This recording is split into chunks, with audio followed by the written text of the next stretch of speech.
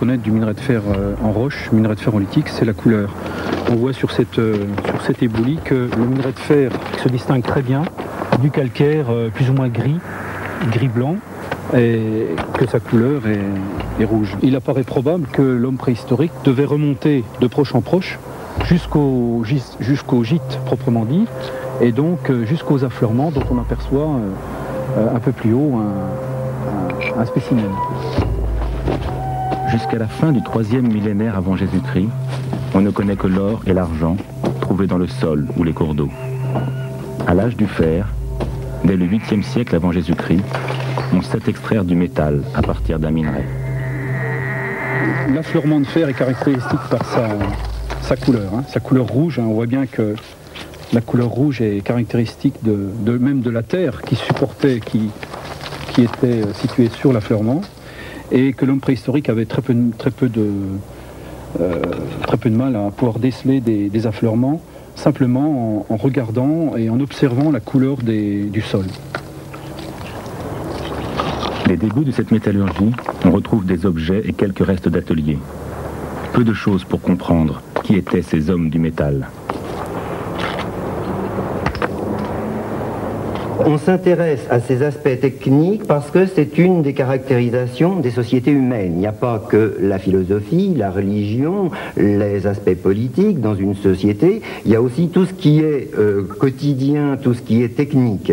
Et la mise en œuvre du métal est une des techniques les plus compliquées qui soient. Donc là, on a de la parure d'une dame du Xe siècle avant Jésus-Christ avec des jambières, parure de sorte de bracelet, de brassard de jambes, des colliers. Ici on a de l'or, ça n'est plus du bronze, ces deux-là c'est de l'or. Ici on a bien des perles de bronze, une ceinture avec des pendeloques, une ceinture articulée, et toutes ces petites appliques, sortes de boutons qui étaient cousus sur un vêtement en cuir, un bracelet. Déjà on domine la métallurgie quand on domine le bronze complètement. Et à ce moment-là peut intervenir un matériau de mise en œuvre un petit peu plus compliqué, qui est en fait le fer avec les alliages fer-carbone et les aciers. Un groupe d'archéologues dirigé par Philippe Andrieux va mener en public une série d'expérimentations. D'abord, sur le travail du bronze, qui a précédé de 1000 ans celui du fer. À partir de quelques vestiges d'argile trouvés en fouille, Philippe Andrieux a reconstitué les tuyères et les soufflets nécessaires à la fabrication d'un foyer de l'âge du bronze ancien.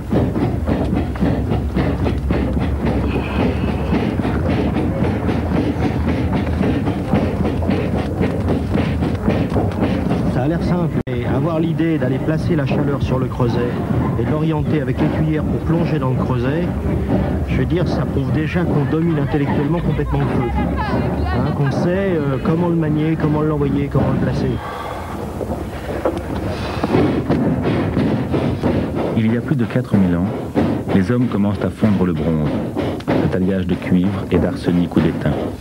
Il fallait faire les mélanges, les couler dans des moules, puis polir et marteler les objets.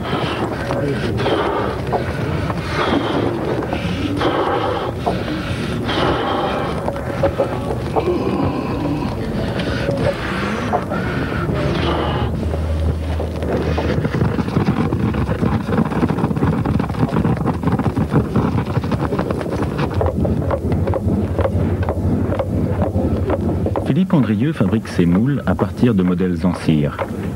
Une technique qui fonctionne bien sur de petits objets, tels que des bijoux ou de petits outils. Qu'en était-il d'objets de plus grande taille, comme une épée d'une 50aine de centimètres de long? On prend les vents.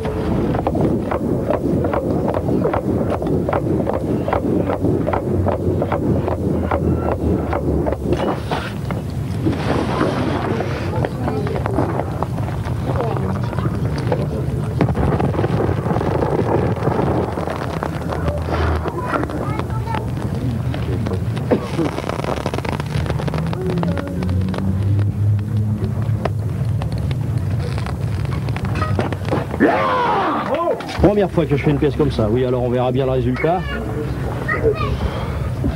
Mais j'ai l'impression que j'avais pas tellement de rame, alors c'est peut-être bien parti, je sais pas. Mais comme le truc était bien large, on va voir. On va voir. De toute façon, c'est réglé, c'est pas au bout.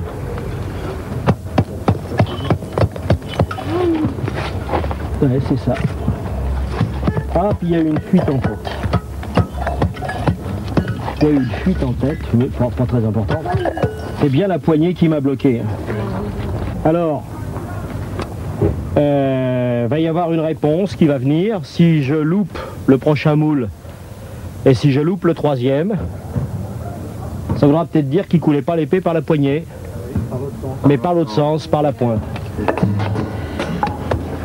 Là, on a une petite chose. En partie coulée, c'est bon. C'est bon, une espèce de petit cube. Après 1000 ans de travail du bronze, les principes de la métallurgie sont acquis. Apparaît alors le matériau fer.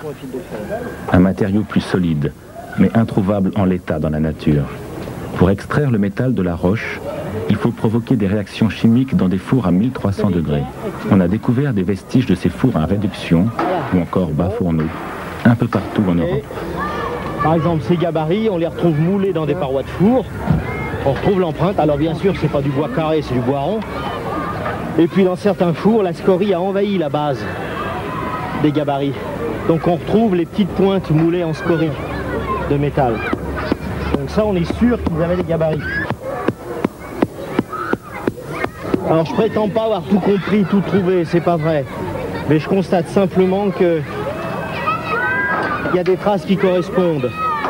Alors peut-être, est-ce que je suis, de toute façon, c'est pas peut-être, je suis certainement plus malhabile qu'eux. Mais il y a des gestes qui viennent, qui s'induisent d'eux-mêmes. Et on s'aperçoit comme par hasard le four tient mieux, il est mieux en équilibre, il y a moins de fissures. C'est-à-dire tout ça, ce sont des paramètres qui se croisent.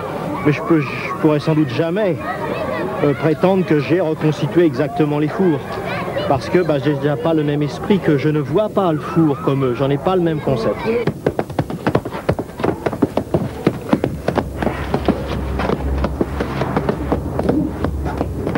Ce qui est intéressant lorsqu'on construit des fours comme ça, c'est qu'on débouche tout de suite sur la notion d'équipe. On peut également tirer cette équipe en admettant qu'on ne fait pas toujours du fer, mais que cette équipe peut à un moment donné préparer son charbon de bois, et puis faire l'extraction du minerai, et puis le préparer. Par rapport au bronze, on passe à une échelle supérieure. Le but n'est plus d'obtenir des objets, mais du métal, à partir du minerai local. Est-il assez riche en fer? A-t-il pu être traité de cette manière-là? Seul moyen de le savoir, tenter l'expérience.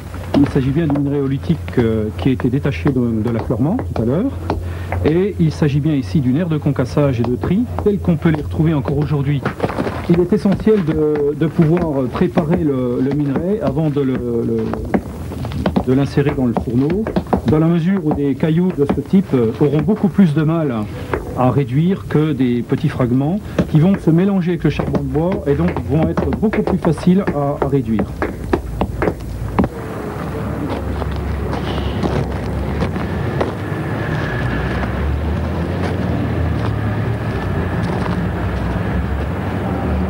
Bon, alors ça fendille de partout, c'est normal, ça sèche. Alors, il y a quelqu'un qui va venir resserrer toutes les petites fissures, et ça va donner beaucoup de force au four.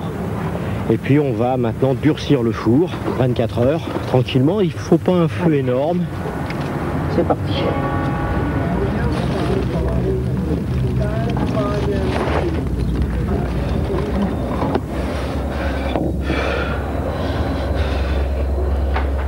Dernier élément, les tuyères. Ce sera l'endroit le plus chaud du four, là où l'on attise le feu, là où se fixera le métal. Bon, jeunes gens, on va charger.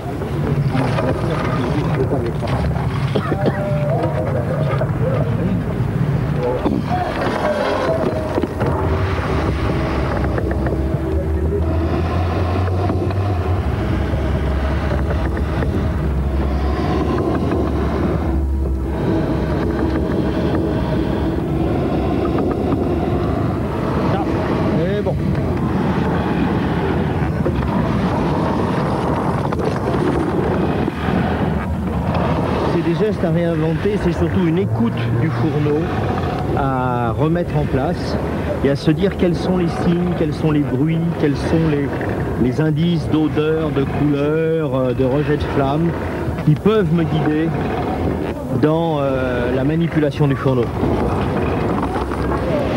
Minerai. Il faudra une dizaine d'heures pour que le minerai puisse se réduire et se transformer en massio. Le massio, ce sera le résultat.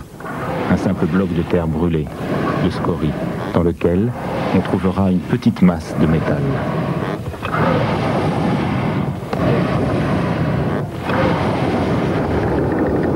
Minerai.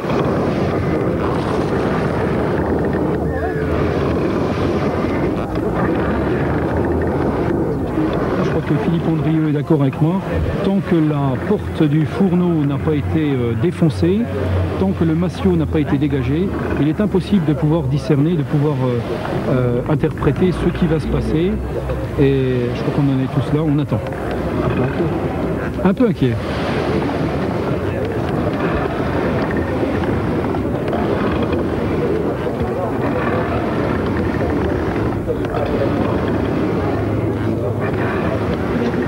Halte au vent.